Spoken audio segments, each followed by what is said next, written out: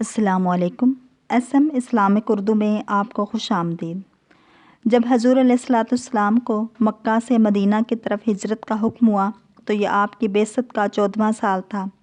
شب ہجرت کو کفار نے یہ ارادہ کر لیا تھا کہ جو ہی آپ استراحت فرمائیں آپ کے گھر گھس کر آپ کو شہید کر دیا جائے۔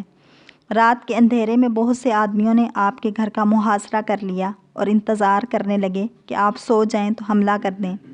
اسی رات سورہ یاسین شریف نازل ہوئی۔ حضرت صلی اللہ علیہ وآلہ وسلم نے مٹھی بھر مٹی اٹھائی اور باہر تشریف لائے اور وَجَعَلْنَا مِن بَيْنِ أَيْدِيهِمْ صَدًّا وَمِن خَلْفِهِمْ صَدًّا پڑھ کر مٹی ان رذیلوں پر پھینک دی اور ان کی صفوں سے اس طرح نکل گئے کہ کسی کو خبر تک نہ ہوئی۔ ایک شخص جو ان احوال کا مشاہدہ کر رہا تھا کہنے لگا، اے حرما نصیبو، کیا تمہیں محمد صلی اللہ علیہ وآلہ وسلم آتے ہوئے نظر نہیں آئے؟ یہ سن کر وہ سب کے سب اپنے سروں سے مٹی جھاڑتے ہوئے اٹھ کھڑے ہوئے۔ جب حضرت صلی اللہ علیہ وآلہ وسلم حضرت ابوبکر صدیق کی معیت میں غار ثور میں جبل ثور میں پہنچے تو حضرت ابوبکر نے غار کے اندر پہلے جانے کی اجازت طلب کی تاکہ ہر تکلیف دہ چیز کا جائزہ لے لیں۔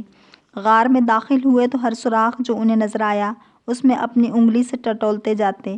جب ایک بڑا سوراخ آیا تو اس پر اپنے پاؤں کی ایڑی رکھ دی۔ بعض روایتوں میں ہے کہ آپ نے اپنی چادر پھاڑ کر ہر سوراخ کو بند کر دیا۔ جب کپڑا ختم ہو گیا تو آپ نے بڑے سوراخ پر اپنا پاؤں رکھ دیا، مگر آپ کو سانپ نے ڈس لیا۔ آپ نے حضرت صلی اللہ علیہ وآلہ وسلم کو آواز دی کہ میں نے جگہ درست کر لی ہے۔ حضرت صلی اللہ علیہ وآلہ وسلم اندر تشریف لائے اور آرام کرنے لگے، لیکن حضرت ابوبکر سانپ کے کاٹنے سے سخت تشویش میں تھے۔ صبح ہوتے ہی حضرت صلی اللہ علیہ وآلہ وسلم نے حضرت ابوبکر کے پاؤں کے متورم پایا تو فرمایا، اے ابوبکر، یہ کیا ہوا ہے؟ حضرت ابوبکر رضی اللہ تعالیٰ عنہ نے عرض کی، یا رسول اللہ، سانپ نے کاٹ لیا ہے۔ حضرت صلی اللہ علیہ وآلہ وسلم نے فرمایا، تم نے مجھے کیوں نہیں بتایا؟ عرض کی، یا رسول اللہ صلی اللہ علیہ وسلم، میں نہیں چاہتا تھا کہ آپ کی نیند کو پریشان کروں۔ حضرت صلی اللہ علیہ وآلہ وسلم نے اپنا دست رحمت حضرت ابوبکر کے جسم پر پھیرا تو درد ورم غائب ہو گیا۔ جب حضرت صلی اللہ علیہ وآلہ وسلم حضرت ابوبکر کی رفاقت میں غار ثور میں جلوہ فرما ہوئے تو اس رات غار کے منہ پر ایک درخت اگایا۔ ایک مکڑی نے غار کے منہ پر جالا تن دیا۔ 2 جنگلی کبوتروں نے درخت کی ٹہنیوں پر گھونسلہ بنایا، انڈے دیے۔ جب مشرکین مکہ کو حضرت صلی اللہ علیہ وآلہ وسلم کی روانگی کا علم ہوا تو مکہ کے ہر قبیلے کے لوگ ہاتھ میں لاٹھیاں اور تیر کمان پکڑے آپ صلی اللہ علیہ وآلہ وسلم کے تعاقب میں نکلے، حتیٰ کہ غار سے صرف 22 گز پیچھے رہ گئے۔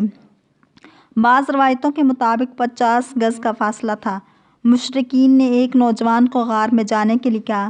وہ جو ہی غار کے منہ پر پہنچا تو واپس چلا آیا اور کہنے لگا کہ غار کے منہ پر جنگلی کبوتروں کے انڈے دیکھ کر مجھے یقین ہو گیا ہے کہ یہاں رسول اللہ صلی اللہ علیہ وآلہ وسلم نہیں ہیں۔ جب حضور علیہ الصلاۃ والسلام کو پتہ چلا کہ کفار کبوتروں کی وجہ سے غار کے اندر نہیں آ سکے تو حضور پاک صلی اللہ علیہ وآلہ وسلم نے ان کے حق میں دعا کی۔ اللہ تعالیٰ نے انہیں حرم شریف میں مقام بخشا جہاں ان کی نسل بڑھ گئی۔